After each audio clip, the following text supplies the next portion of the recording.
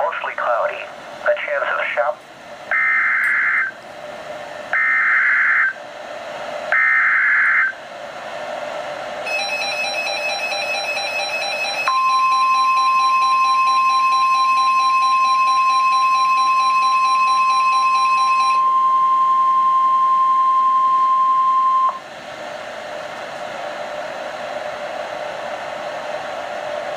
National Weather Service in Phoenix has issued a flash flood warning for central Maricopa County in south central Arizona. This includes Tempe, Phoenix, Paradise Valley until 7:15 p.m. Mountain Standard Time.